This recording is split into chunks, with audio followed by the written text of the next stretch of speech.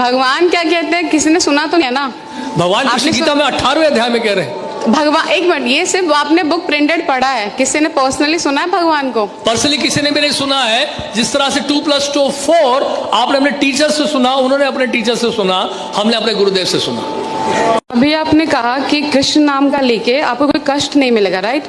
अगर आप कृष्ण के शरण में जाते हैं तो आपको कोई कष्ट नहीं होगा, या जीवन में कोई कष्ट आने वाला है तो कृष्ण खुद हरण कर लेंगे। हमने ये तो नहीं कहा कि कष्ट नहीं आएगा। आपने ये कहा था कि अगर आप कृष्ण नाम लेते हैं तो 100% गारंटी कि अगली योनि आपको इंसान की मिलेगी, मनुष्य का मिल जाए। जी, ये गारंटी कैसे लेते हैं आप?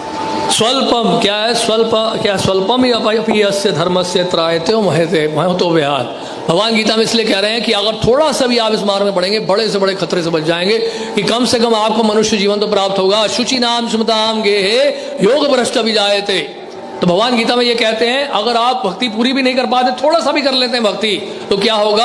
आपको ब्राह्मण परिवार में जन्म मिल जाएगा, धनी परिवार में जन्म मिल जाएगा, अच्छे घराने में जन्म मिलेगा, और दोबारा भक्ति करने का अवसर प्राप्त होगा। और अगर मैं भक्ति ना करूँ तो? हाँ जी, अगर मैं भक्ति ना करूँ तो मुझे भक्ति ना करो तो कर्म के अनुसार चलना पड़ेगा। फिर कर्मणा देव नेत्र न जंतुर्देहो भवते। मेरे एक जानने वाले हैं, पिछले 10 साल से वो डिवोटी हैं यहीं के, ठीक है? अभी 6 महीने पहले उनकी फादर की डेथ हुई थी। ओके, तो ये कृष्ण भगवान ने ये जो कष्ट उनको दिया, क्यों दिया? वो तो 10 साल से इनके डिवोटी थे। हमने तो बोला ही नहीं कि आप कृष्ण भक्त बनते तो कष्ट नहीं आएगा, हमने नहीं कहा। कल के मैं क्लास में गई थी, नहीं, हमने नहीं कहा ये कि कृष्ण भक्ति अगर करेगा कोई कष्ट नहीं आएगा। उसको कष्ट आएगा, कष्ट करने की जो सहन करने की दृष्टि बदल जाएगी। जैसे कि एक व्यक्ति जो है सड़क पे जा रहा है और साथ रास्ते में बैरियर्स हैं, स्पीड ब्रेकर्स हैं, तो एक व्यक्ति ठेले में जा रहा है, दूसरा व्यक्ति मर्सिडीज में जा रहा है। तो मर्सिडीज में जा रहा है वो भी उसी सड़क से जा रहा है, झटके उसको कम लगते हैं। कहने का मतलब यह है कि कष्ट जो है भक्तों के जीवन में भी आता है, सहन करने की शक्ति भगवान देते हैं। यानी कि जहां पे पांव कटना होता है वहां पे सुई चुभती है केवल आप। तो कष्ट तो आएगा ही आएगा। ऐसा कभी ना सोचें कि हम कृष्ण भक्ति में लग गए तो हमारे जीवन में कोई कष्ट नहीं आएगा। इनफैक्ट भक्त तो प्रार्थना करते हैं भगवान से कि हमें और कष्ट दीजिए। विपदा संता ता शाश्वत तत्र तत्र जगत गुरु भगवत दर्शनम स्याद पुनर्भव दर्शनम। आप कुंती महारानी कह रहे हैं आप हमें और कष्ट दीजिए, और कष्ट दीजिए, और कष्ट दीजिए, क्योंकि आप अगर कष्ट देंगे तो आप ही का स्मरण करेंगे। अब आपका स्मरण करने का मतलब यह है दोबारा जन्म मृत्यु जरा व्याधि के संसार में दोबारा नहीं आना पड़ेगा। तो आपका कहने का ये मतलब है कि अगर आप कृष्ण मतलब कुछ भी हो जाए भगवान कृष्ण के शरणों में रहो हमेशा। बस बस ये है पॉइंट। लेकिन कोई पॉइंट आप समझे, बिल्कुल बहुत बढ़िया पॉइंट बोला आपने, तालियां बजाइए इनके लिए। एक मिनट, ये कोई पॉइंट नहीं होता। अगर भगवान कृष्ण के शरण में नहीं हो तो मेरे पास जरूरी कि मुझे कष्ट मतलब कष्ट तो वैसे भी आना है जिंदगी में, चाहे मैं रहूं या ना रहूं। जिंदगी में आना है, लेकिन यहाँ से कष्ट का निवारण आपको दिया जा रहा है हमेशा के लिए। जन्म मृत्यु जरा व्याधि के चक्र से आपको हमेशा के लिए छुटकारा पाने का एक सुअवसर प्राप्त हो रहा है।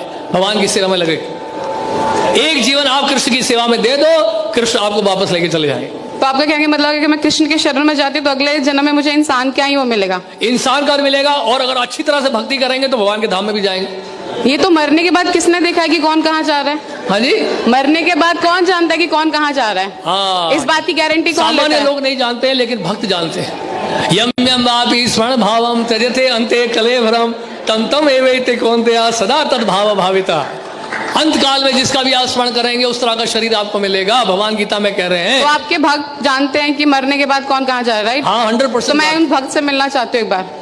जरूर मिलेगा, क्योंकि मुझे भी जानना है कि कैसे उनको पता चल रहा है कि मरने के बाद जा रहे हैं। उसके लिए आपको प्रोसेस अप्लाई करना पड़ेगा। जिस तरह से कोई आईआईटी के बारे में जानना चाहता है तो हम उसको क्या बोलेंगे, आईआईटी में पहले एडमिशन तो ले लो, आईआईटी में जो सिलेबस उसको तो फॉलो कर लो, वहां के प्रोसेस को तो फॉलो कर लो, वहां के रूल्स एंड रेगुलेशंस को फॉलो कर लो। इट्स अ काइंड ऑफ फोर्समेंट कि आप किसी को फोर्स कर रहे हैं कि जबरदस्ती हम किसी को फोर्स नहीं कर रहे हैं। आपकी इच्छा पाइए, नहीं इच्छा मत आइए। यथा इच्छसी तथा गुरु भगवान गीता में कहते हैं। भगवान क्या कहते हैं किसी ने सुना तो नहीं है ना? भगवान कृष्ण गीता में 18वें अध्याय में कह रहे हैं। भगवान एक मिनट, ये सिर्फ आपने बुक प्रिंटेड पढ़ा है, किसी ने पर्सनली सुना है भगवान को? पर्सनली किसी ने भी नहीं सुना है। जिस तरह से 2 + 2 4 आपने अपने टीचर से सुना, उन्होंने अपने टीचर से सुना, हमने अपने गुरुदेव से सुना। तो गुरुदेव हमने प्रभुपाद से सुना। जैसा स्कूल में जाते हैं तो टीचर सिखा रहे 2 + 2 4 सुनने कृष्ण भगवान से। आप अपने टीचर से अभी कभी आपने पूछा है स्कूल में अपने टीचर से what is the proof that 2 + 2 is 4? What is the proof this is A, this is B? Teacher ने कभी जवाब दिया ना, आपने पूछा ना कभी वो जवाब देंगे। बट ये तो अंधा ज्ञान हुआ ना फिर, हाँ, तो इसका अंधविश्वास मतलब जो है। स्कूल में पढ़ाया जा रहा है वो भी अंधा ज्ञान है। स्कूल की बात नहीं है, आपने कहा कि जो आपके गुरु ने बताया स्कूल आपने की वो बात चीज ही कर है, ली। क्योंकि ज्ञान तो ज्ञान है, वो भौतिक ज्ञान है, आध्यात्मिक ज्ञान है। भौतिक ज्ञान में आप विश्वास कैसे कर लिए कि 2 + 2 4 होता है? आप कैसे मान लिए ABCDEFGHIJ है? आपने कैसे विश्वास कर लिया अल्फाबेट्स को? टीचर कहता मैंने अपने टीचर से सुना, वो टीचर कहता मैंने अपने टीचर से सुना, राइट? ये है सिस्टम ऑफ अथॉरिटीज को कहते हैं डिसर्निंग प्रोसेस। इसी तरह से गुरु परंपरा के माध्यम से, एक प्रमाणिक गुरु परंपरा के माध्यम से हम जान पाते हैं भगवान कृष्ण की शिक्षाओं। सबसे पहले आपको ढूंढना पड़ेगा कौन सी यूनिवर्सिटीज हैं बोनेफाइड हैं, कौन से स्कूल हैं जो रिकॉग्नाइज्ड है CBSE के द्वारा। उसी तरह से वैश्विक सिद्धांत को समझने के लिए, इस आध्यात्मिक ज्ञान को प्राप्त करने के लिए हमें सबसे पहले ढूंढना पड़ेगा कि प्रमाणिक स्रोत कहाँ कौन सा है जिससे हम भगवान कृष्ण के बारे में जान सकें। इसके लिए हमें शास्त्र पढ़ने पड़े, तो उन शास्त्रों में इस प्रकार से वर्णित है। और बताइए।